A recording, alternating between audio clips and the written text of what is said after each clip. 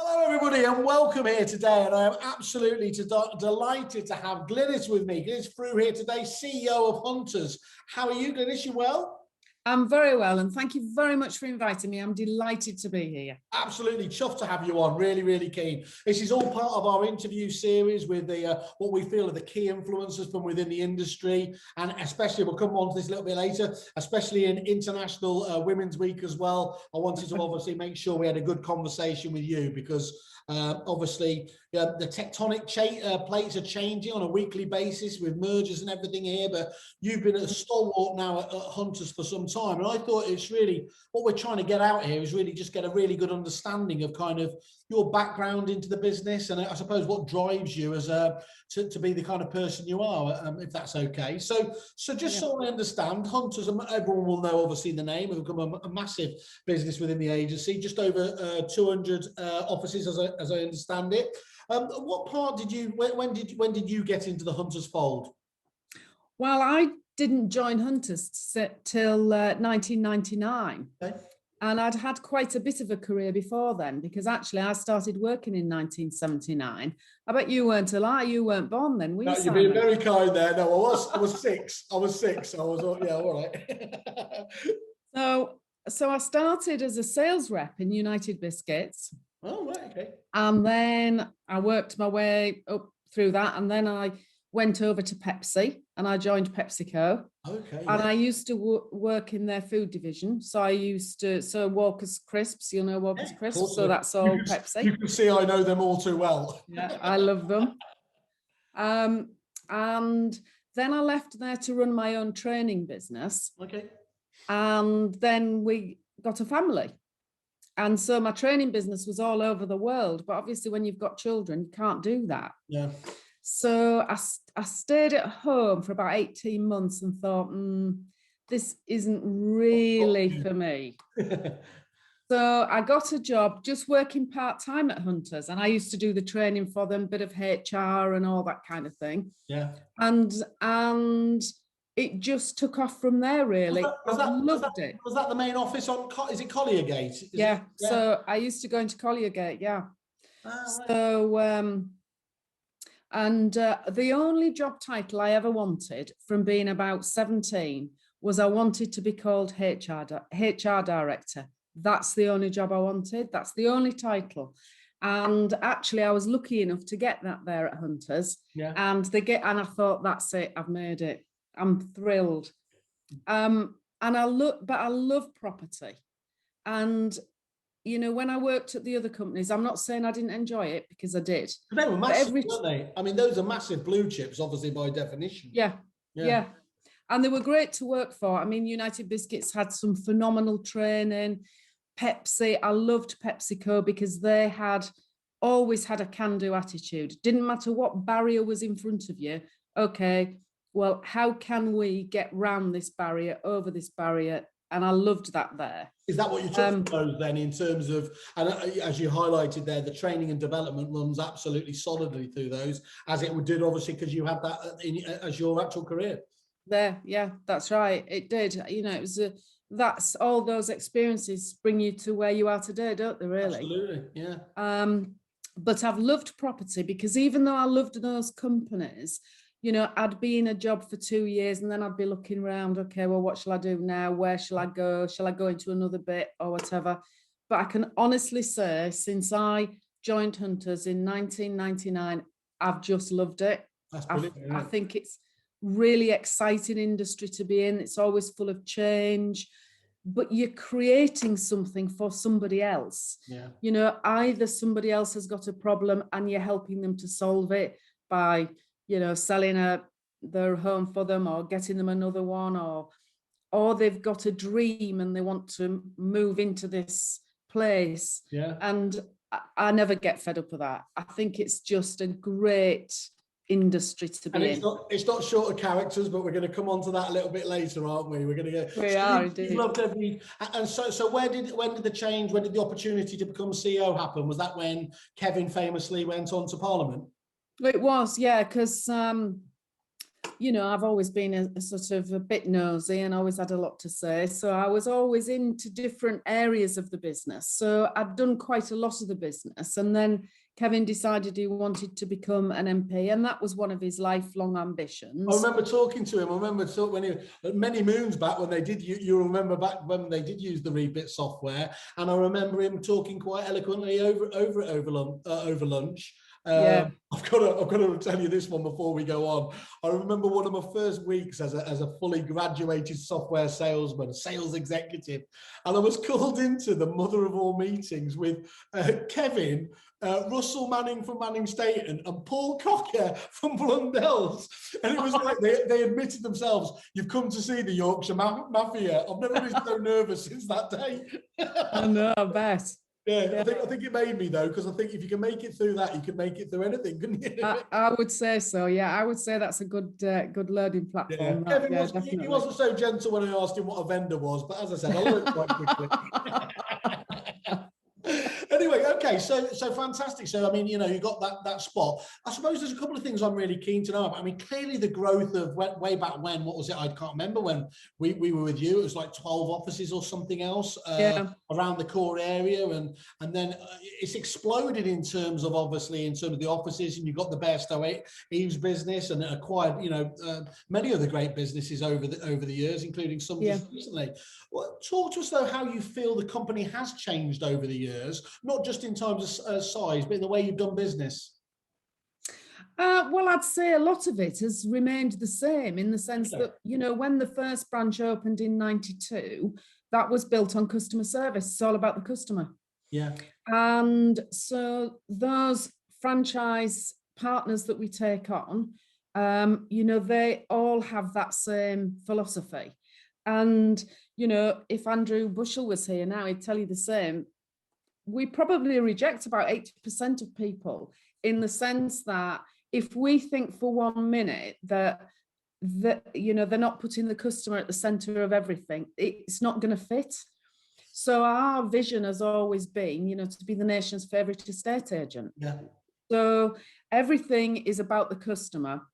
You know, if customers get to the point where, you know, they've complained at a branch or whatever, and it becomes a formal complaint with us, all those complaints come by my desk, and we try and do something about it. If it's something where we think, oh, there's a training need or something like that, all the tech that we take on is all about trying to make it easier for the customer.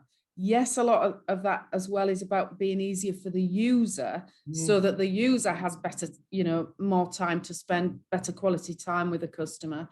But ultimately, it's all about the customer. That's that raison d'etre. Really, if it can deliver customer service, yes, there'll be efficiencies, time saving, but that if it's going to get to your desk, that's what it needs to hit the money for.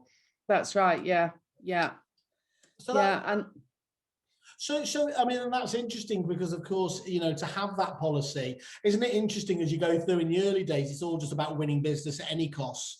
And as you get more mature, actually, suddenly you start to realize that actually the people you work with and not getting difficult customers, clients, or people in the business is just as important, isn't it, as continuing to win new business? Because we were talking just off camera a little bit again, about the kind of mood hoover kind of thing there. Yeah. Just take an absolutely extraordinary amount of time, can't it? Distracting people and negatively as well. I know, well, that's true.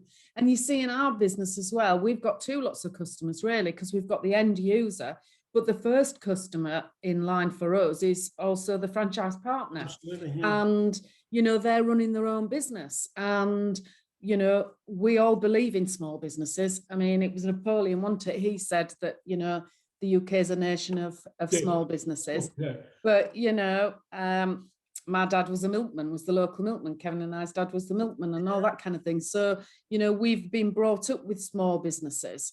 And when you're running a small business, if you don't sell a property or you don't let a property, you don't eat, because that is your income. Yeah. So there's times, you know, when they might not be all that suited with some of the things that we do or have done, or, you know, whatever.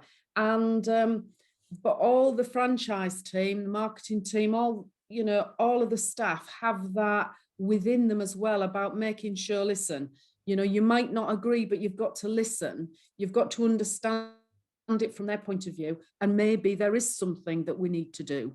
Maybe, you know, we do need to make a change over here or add that in there to make it a, you know, to make this better for them, whatever that is. And it's a really interesting one, isn't it? I was funny enough, I was talking, not that you can start throwing fruit, but I was talking to Dorian the other day, obviously from Belvoir, and he was talking with such passion about, you know, how when they first started and just only a few years ago, how franchising was still sort of seen as a bit sort of, oh, I don't really get that. And one of the most passionate things he gets, which I'm sure you'll endorse, is to see those individuals, you know, when they've got so much skin in the game, you know, that it's hard enough business, isn't it? But when you know you've got the business, you've got head office and you've got the business principals striving for success, that becomes quite powerful, doesn't it? Oh, without question it does. And I think that's one of the really great things about franchising, because, you know, I can think of so many now, as we're sat talking, of franchise partners that joined and they'd got, you know, I'm not saying they didn't have good businesses, they've got good businesses, but you see how their businesses have flourished and the kinds of things that they do. And, you know, a lot of the things that they, you know, are saying and doing, well, we take that on board, because we can see, you know, how they grow and they also get on with one another.